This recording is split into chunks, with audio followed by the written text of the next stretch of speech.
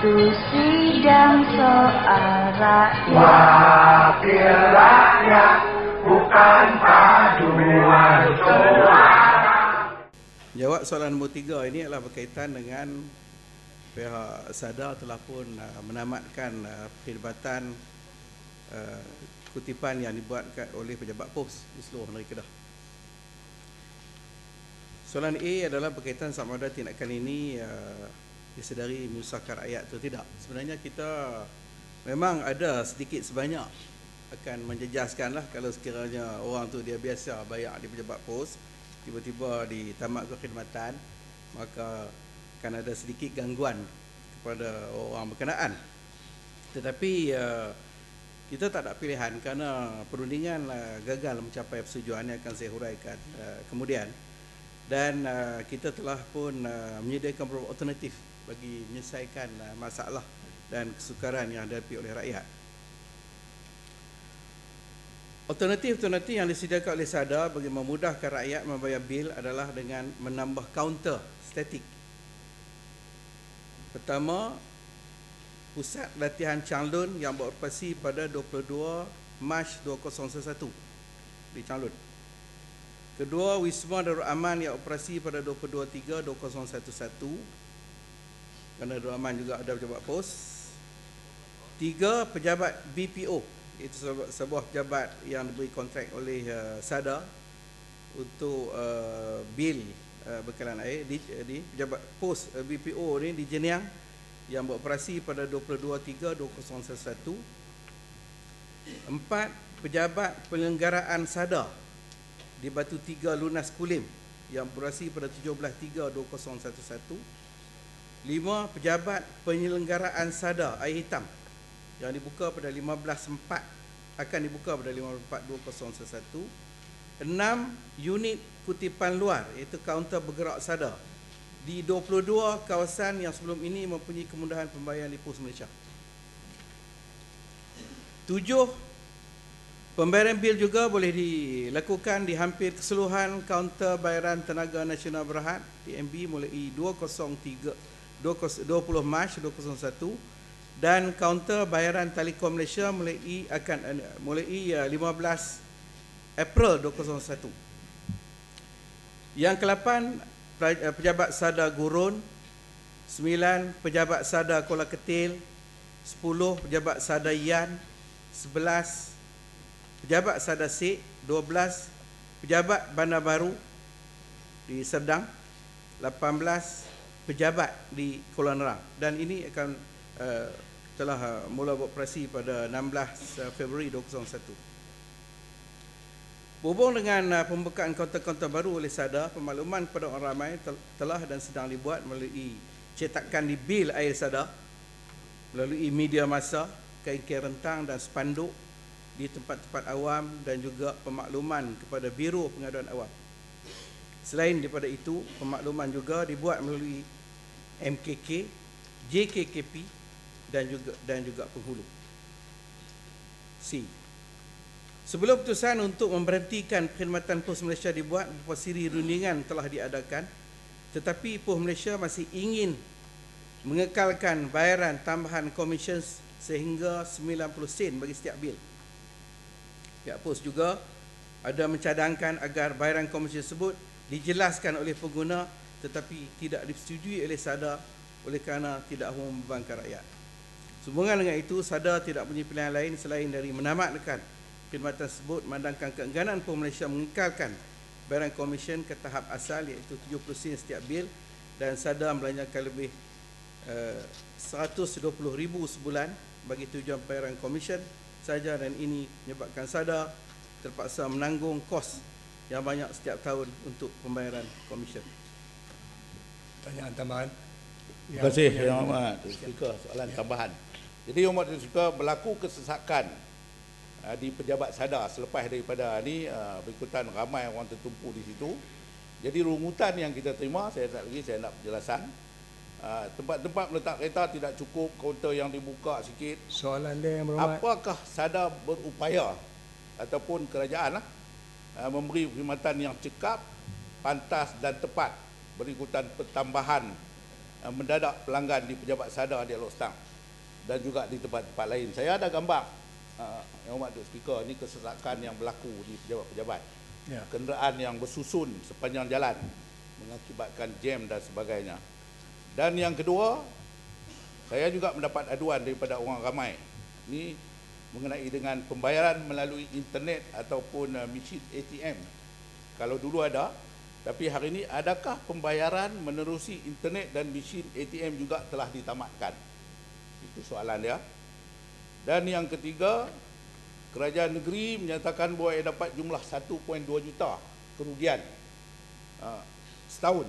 Bila duk bagi dekat pejabat pos ni duk dapat lah. Mana kata kerajaan negeri tak, kerajaan pakatan lah tak mampu nak ni. Sama share langsung dekat pejabat pos 1.2 juta. Tapi saya nak tanya pihak kerajaan, adakah pihak kerajaan sedang, kalau 1.2 juta yang kerajaan terpaksa bayar kepada pos, tetapi hari ini rakyat pula akan menanggung kerugian tersebut. Contoh dia, kalaulah lebih kurang 200,000 pelanggan. Saya ingat panjang sangat tu pentas kan. Ni dia nak relate yang tu lah. Itu nanti nak jawab tu. Pelanggan, kalau seorang ataupun nak kena bayar RM5 cukup perjalanan untuk nak bayar bil. Ini dah melibatkan dekat 1 juta. Dia nak kena pergi rata ni. Dah, Yang Berhormat, cukup lah tu. Jangan terang lagi lanjut. Jadi ini kerugian yang ditanggung oleh rakyat. Adakah kerajaan ambil kira kerugian yang ditanggung oleh kerajaan, oleh rakyat bila tempat-tempat pejabat pos ini ditamatkan perkhidmatan untuk bayar bil? Yang keempat, Sadar seharusnya proaktif. Kena buka kaunter-kaunter. Saya nak mencadangkan, hari ini dah banyak tempat ni, supaya hari-hari cuti publik, contoh dia hari Sabtu, dibuka. Kalau ini dah membebankan rakyat, dah kerajaan dah buat keputusan, kita minta lah. Mana kata kalau boleh hari Sabtu. Dan selama ni dah 3 tahun kerajaan, kalaulah kerajaan persekutuan, jadi kot. sikit ya. Itu bukan soalan tu, Yang Berhormat. Itu penjelasan. Dia dah soalan. Adakah Yang Berhormat nampak bagi jawapan lah. Dah tak bagi jawapan.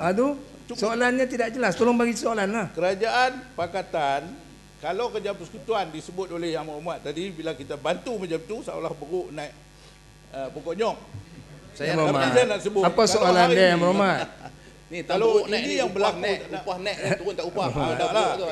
Yang Berhormat. Jadi seolah-olah Yang Berhormat bagi soalan lah. Pun lebih kurang macam buruk dapat bunga. Yang Berhormat, soalan dia apa? Dapat bunga. Yang Berhormat, Bakat Bata, apa soalan dia? Soalan dia yang saya sebut tadi. Jadi.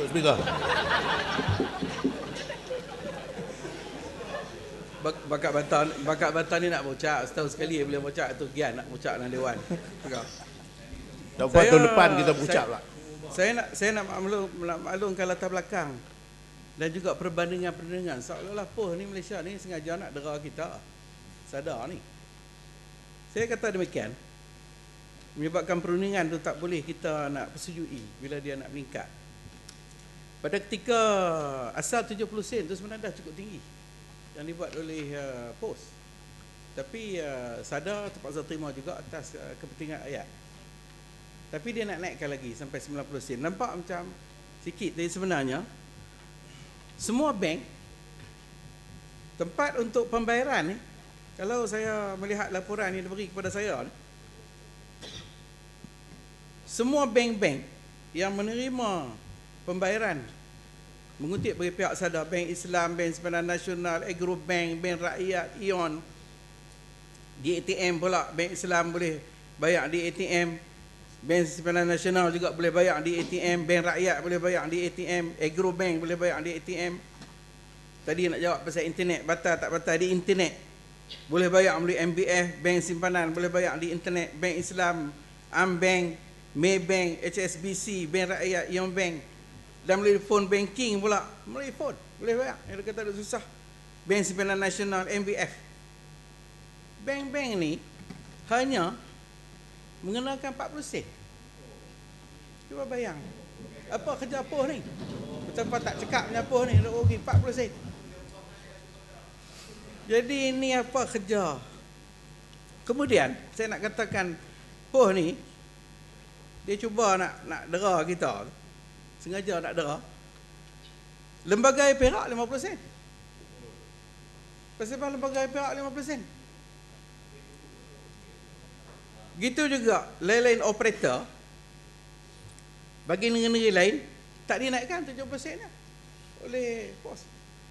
Jadi pihak perunding sadar ni P ni apa dia matlamat POS ni. Nak bayar CEO. Nak baca ni apa dia matlamat POS ni.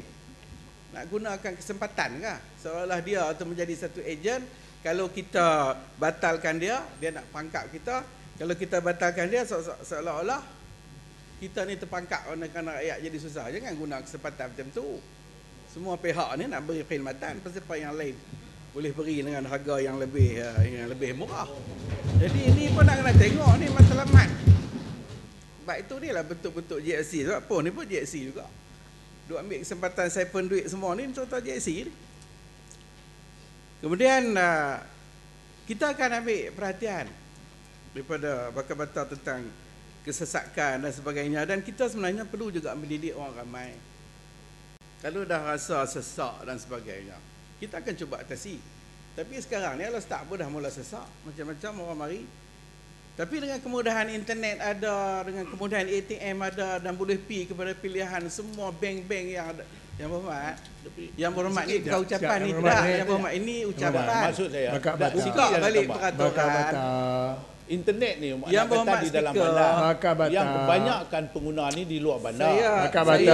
Itu yang saya nak habaq dalam buku ni yang berhormat duk lama dalam sidang dewan ni pada ketika jawab soalan bukan boleh duk bangkit berdiri tanya. Nak tambah sikit lagi. Bakat bata cukup lah tu. Saya ingat bakat bata berapa pengah duk dalam dewan. Pada ketika menjawab soalan bukan boleh duk bangkit tanya adalah ucapan boleh yang berhormat. Untuk bangkit tapi teruskan. Kita bukan mengkejut, minta laluan. Yang berhormat bakat bata. Ini sesi soal jawab, tidak ada minta laluan. Yang berhormat, tak ada minta laluan ketika menjawab, berucap boleh. Membahas.